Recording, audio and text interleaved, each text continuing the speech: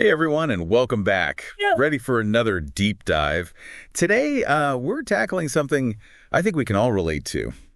Curfews. Yeah, those rules about when we had to be home, sometimes they were like official things. Right, like actual city ordinances and stuff. Exactly. But then other times, it was just mom and dad laying down the law. Oh yeah, for sure. And it always felt so unfair back then. But now, looking back as adults, maybe it wasn't all that crazy. Absolutely. I think as we get older, we start to see things from a different perspective.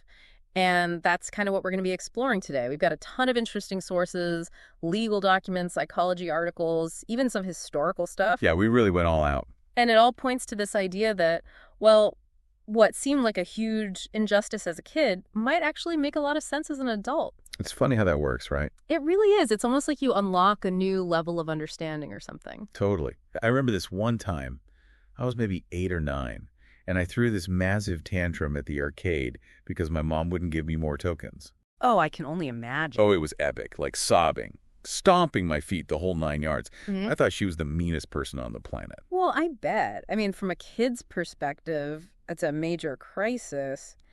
But what was it like looking back on that as an adult? I mean, I'm sure you see it differently now. Oh, yeah, total cringe. Like, seriously, hide under a rock, embarrassing. But now, I totally get it. She was trying to teach me about budgeting, about limited resources. Exactly. It's about those valuable life lessons, right? Yes, for sure. But man, it's crazy how intensely we feel those injustices as kids.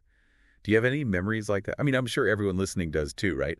Those moments where you just felt like your parents were the absolute worst. Oh, absolutely. Plenty. But what's interesting is that a lot of those because I said so moments actually stem from a place of deep caring. I mean, think about it.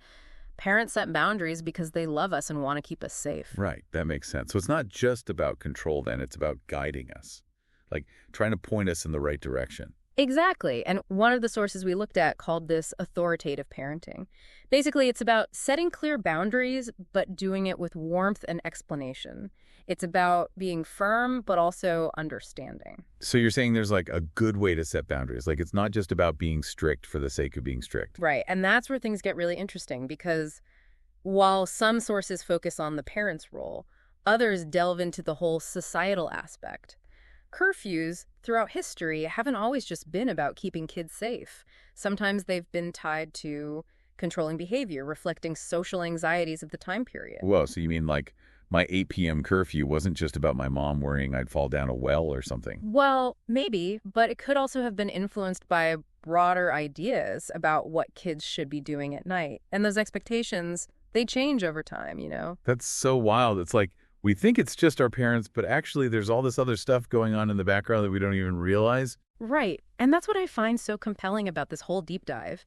It makes us think about how those restrictions, even though they sometimes felt totally arbitrary, are actually products of these complex historical and social forces. It's a lot bigger than just us and our parents. It's like we're not just rebelling against our parents, but against like a whole web of unspoken rules. Exactly. And then as we mature, we start to see those threads. We begin to understand why certain boundaries exist. For example, there's this research study that showed how teenagers, even though they crave so much autonomy, still actually benefit from structure. So like they want freedom, but they still need some limits. Yeah, it kind of seems counterintuitive, but that's what the research suggests. It seems like having some structure actually helps them develop and internalize self-discipline. Okay, so even teenagers, the kings and queens of it's not fair, need some boundaries. Apparently so. Of course, it's all about balance, right? Like, too much restriction can definitely be detrimental, but complete freedom can be overwhelming. And this is where the whole psychological aspect comes in.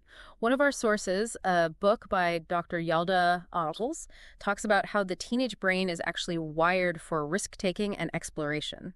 So, in a way, them clashing with rules is almost inevitable. It's like built into their biology. So basically it's biology making us butt heads with curfews and our parents. Well, it definitely plays a part. But what's even more crucial, as this source emphasizes, is how those conflicts are handled. If it's all just authoritarian, that my way or the highway approach, it can really damage the parent-child relationship and prevent the kid from learning self-regulation. Okay, so basically screaming matches over curfew are a bad idea. Shocker. But seriously, what's the alternative? Like, how are you supposed to handle those conflicts in a healthy way? It all comes down to open communication, and that's where things circle back to that authoritative parenting style we talked about earlier. Setting clear expectations, explaining the reasons behind the rules, even involving teens in the decision-making process when appropriate. So, like, being able to negotiate a later curfew if I could prove I was responsible. My teenage self would have been all over that. Right. It's all about fostering a sense of agency while still providing that essential structure. And this, I think, ties in beautifully with a quote that one of our sources ended with. It's from Alicia Susskind-Ostriker, and it goes, May, and after a rainy spring, we walk streets gallant with rhododendrons. Okay, that sounds really pretty, but how does it connect to all this curfew stuff? What's the connection there? Well, for me, it really speaks to the idea of growth. The rainy spring represents those kind of turbulent adolescent years, all the conflicts and restrictions, but then May comes around and we bloom. We're able to walk those streets with a newfound understanding. Those early boundaries, those curfews, they become a part of the landscape, shaping us but not confining us. Wow, I never thought about it that way. It's like those restrictions, all those unfair rules, they actually help us blossom in the long run. That's pretty amazing. It is, isn't it? And I think this all raises a really important question for everyone listening, even beyond the teen years. Do those early experiences with boundaries continue to influence how we view rules as adults? Right, like do they affect how we interact with authority, our sense of responsibility, even our own parenting styles? It's definitely something to think about. Absolutely. The journey from feeling restricted to understanding the reason for those restrictions is a lifelong one, and it's something that we should all keep exploring. Thanks for joining us on this deep dive.